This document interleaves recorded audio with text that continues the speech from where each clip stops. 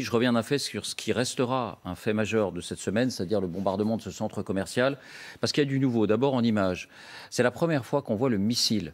Le missile s'abattre à grande vitesse sur ce centre commercial et déclencher cette puissante explosion. Le mot est faible, puisque comme dans un tremblement de terre, le sol a bougé à des kilomètres à la ronde. Alors c'est extrêmement glaçant. C'est extrêmement impressionnant. Et puis, il y a cette information des services de renseignement britanniques qui nous disent que, voilà, là, on se rend compte vraiment de... Il faut imaginer, on va faire ses courses, on est dans un centre commercial avec ses enfants, avec sa famille, et quelque chose de ce genre vous tombe sur la tête, provoquant effectivement cette déflagration d'une puissance, encore une fois, inouïe. Les services de renseignement britanniques qui évoquent la thèse de l'erreur de tir. Ces missiles-là, et on imagine qu'ils ont analysé l'image, ces missiles-là, disent-ils, n'ont rien à voir avec la précision des missiles que nous livrons à l'Ukraine pour se défendre. Donc ils disent l'erreur de tir est très plausible et visiblement, il y avait effectivement une cible qui pouvait être considérée comme cible militaire, mais le renseignement britannique n'en dit pas plus, à 800 mètres de là. Donc, François, ça vous semble plausible? Oui, il faut voir la séquence. Quand le supermarché, le centre commercial a été frappé, la première réaction des Russes a été de dire c'est de la propagande ukrainienne. Bon, jusque-là... Mise en scène. Mise en scène. Ensuite, quand il est apparu assez clairement qu'il y avait eu des destructions et des morts, ils ont expliqué notre missile a frappé une installation militaire qui est à 800 mètres, effectivement.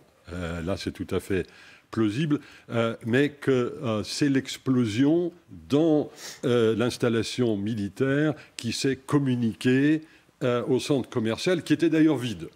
Alors, ils ont expliqué qu'il était vide. Alors, évidemment, maintenant, on voit bien que le missile, il va vers le centre commercial, il ne va pas à 800 mètres de là. Et le centre commercial était bourré de monde. Les Ukrainiens ont sorti les données concernant les transactions par carte bancaire qui s'étaient faites dans l'heure qui précédait. De nos jours, maintenant, tout est connecté. Il n'y a plus moyen d'échapper à la diffusion de l'information. Vous pouvez savoir, vous pouvez dire combien il y avait pratiquement à l'unité près de gens dans le centre commercial à cette heure-là, tout simplement en regardant non seulement les images, bien sûr, de la vidéo, mais aussi les données concernant les transactions. Est-ce que ça peut être une erreur de tir ? Est-ce qu'ils ont tiré un truc imprécis dans l'espoir vague qu'ils pourraient tomber peut-être sur un objectif utile sans trop se préoccuper de savoir s'ils pourraient tomber sur un lieu rempli de gens qui n'avaient rien à voir avec la guerre?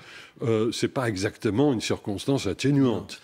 Donc il est tout à fait possible. Alors l'engin lui-même, d'après ce que je comprends, mais j'ai pas vu pour l'instant des analyses un peu fines de l'identification, mais il semblerait que ce soit un missile de croisière, effectivement, qui n'est pas connu dans le cas d'espèce pour sa précision. Et donc, les Russes, ils ont pris le risque de tirer n'importe quoi sur n'importe quoi, au risque de provoquer n'importe quoi. Épouvantable cruauté, dit l'OTAN cet après-midi. Général Gomard, votre sentiment ? L'erreur de tir, ça existe. On a pu le voir en Afghanistan dans un lieu qui s'appelle Kunduz,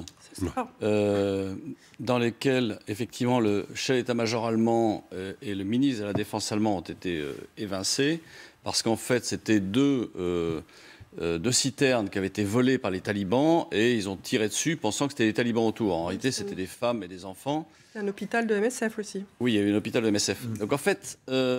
malheureusement, ce genre de missiles, d'obus, etc., n'atterrissent pas forcément à l'endroit où on le souhaite. Que ça crée des dommages collatéraux et qu'on ne mesure pas ça, et que j'allais dire qu'on s'en fiche un peu, c'est un autre sujet. Mais oui, les erreurs de tir, ça existe malheureusement. Et typiquement là, je crois comprendre effectivement qu'à 800 mètres, il y avait effectivement un dépôt de munitions, un dépôt d'armement, peu importe. 800 mètres, c'est quand même assez loin. C'est une grosse erreur de tir. C'est une grosse erreur de tir. Maintenant, Et en Allemagne, les responsables militaires et politiques, parce que le ministre de la Défense avait lui aussi giclé, en prend des sanctions. Absolument. En Russie... Là, ça m'étonnerait qu'il y ait beaucoup de sanctions. Non, il n'y aura pas de sanctions. Voilà, il n'y aura pas de sanctions. Mais voilà, donc l'erreur de tir, ça existe, malheureusement. Mais est-ce que c'était ciblé Quand l'OTAN dit épouvantable cruauté, il laisse entendre que ça serait plutôt un bombardement volontaire. Où ils s'en foutent. C'est cru, mais c'est cru que ça soit volontaire. Pardon de rappeler que le fait de ne pas prendre un certain nombre de précautions, vous l'aviez dit tout à l'heure, ça n'empêche pas de qualifier les choses de crimes de guerre. Absolument. Je veux dire, ça n'excuse rien. Le fait de savoir, de tirer sans être sûr de la précision dans une zone par ailleurs habitée où il y a des gens, je veux dire, ça te rend responsable et ça te fait passer devant des tribunaux. Rien, ça n'excuse en rien. Vous l'avez dit, c'est une attitude criminelle. Ça reste un crime. En France, on a ce qu'on appelle un centre national de ciblage.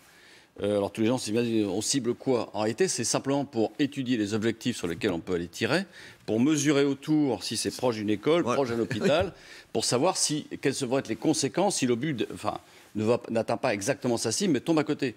Et donc, en fait, on ne va viser que des cibles sur lesquelles on est sûr de toucher, effectivement, ou de détruire des capacités militaires adverses. Si on avait attiré un missile dans un pays étranger. C'était le cas, par exemple, en Syrie en 2014-2015, effectivement, on a ce centre national de ciblage étudie précisément les cibles pour voir quelles seraient les conséquences autour, avec des cercles concentriques, et on regarde ce qui peut être détruit ou ce qui ne serait pas détruit. Et on peut imaginer que la Russie possède le même dispositif. Oui, c'est-à-dire les armes modernes. Peut-être qu'ils en ont juste rien à faire. Depuis le début de la guerre, il n'est pas exclu qu'ils s'en foutent complètement. Quoi. Et que ça leur passe au-dessus de la tête de savoir que tu risques de tuer des gens à 800 mètres de distance. Mais pour nous occidentaux, c'est un vrai sujet. C'est-à-dire qu'un pilote de chasse qui va tirer sa bombe est responsable du tir. Un artilleur qui va tirer son obus est responsable du tir. Donc ensuite, c'est lui qui va être mis en accusation. D'où en Allemagne, effectivement, le chef d'état-major allemand qui a été évincé, le ministre de la Défense allemand qui a été évincé, après ces affaires de Kunduz. Donc il y a des conséquences immédiates, j'allais dire. Bon.